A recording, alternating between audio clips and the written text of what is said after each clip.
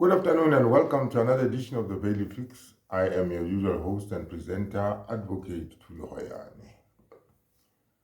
This afternoon, I want to briefly look at the plight of the Bloemfontein 3. You remember those three cops who were from Bloemfontein on their way to Limpopo, where we were told that they were going on deployment, presumably something to do with their training in Limpopo, who were found in the Henops River next to Centurion. You see, the interesting thing is that story seems now to have come and gone. And this is usually what happens in this country. You know? Something like that happens of that magnitude. Three people just die like that, and the whole thing is inexplicable. And a month or two down the line, everybody has forgotten about the story. But for me, stories don't just come and go. So it was with some kind of keen interest that I called a forensic investigator about just over an hour ago, just to get his take on what he thinks happened there or what his latest, findings are, because this is a man who has been, looking very closely at this matter, although he has not been engaged formally to do this investigation. Is really doing it out of interest.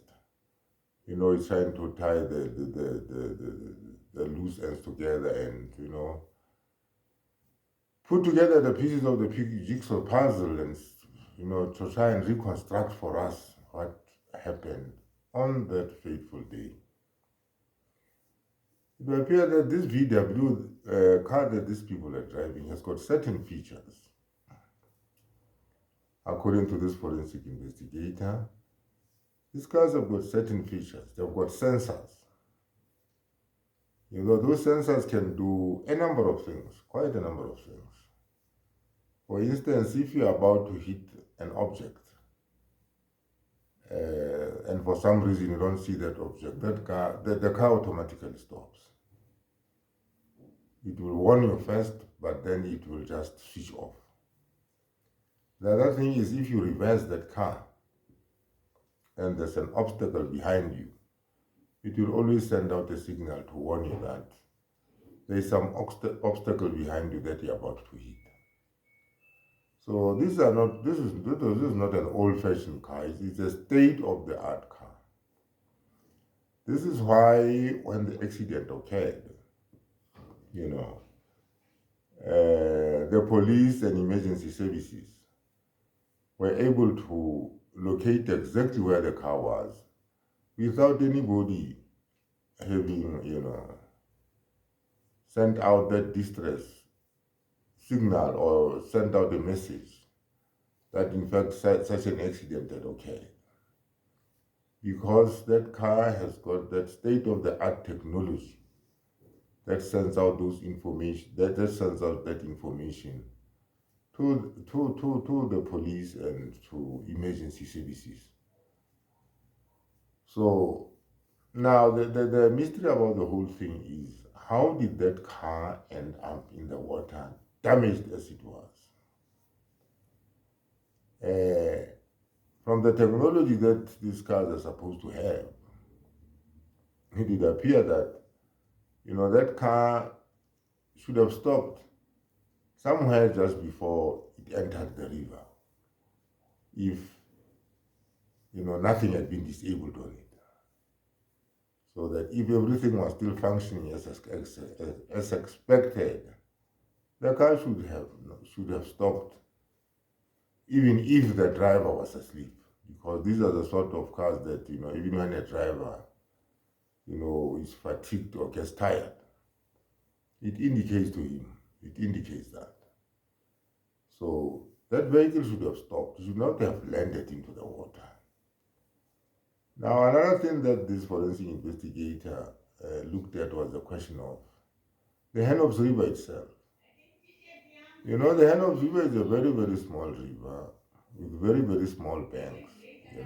so that if a car was to roll from the bank, from the top of the bank, any of the banks of the Hennops River, and land in the river, it did not sustain the sort of damage that we saw that VW vehicle, have as it was being hauled out of the water.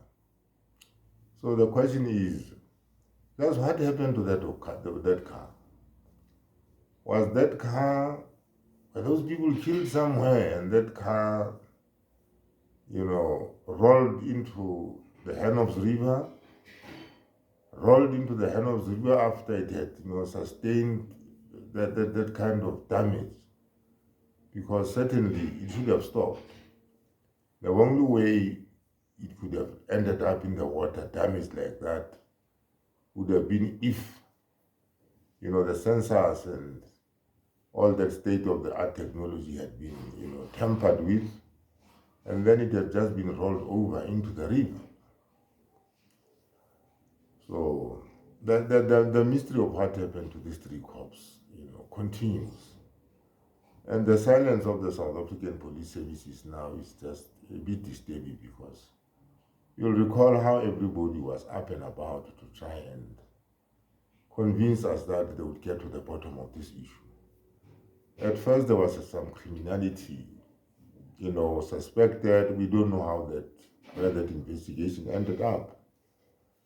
We also knew that there would be a forensic, report after, forensic, investigations had been undertaken by the South African police services, which would then be released to the public. We were also expecting that, as part of those investigations, you'd also see a post-mortem report get released so that we know the cause of death. Were those people killed before the car ended up in the water, or did they die from drowning? So there's still a lot of questions about how the Bloemfontein 3 just, met their fate. And you see,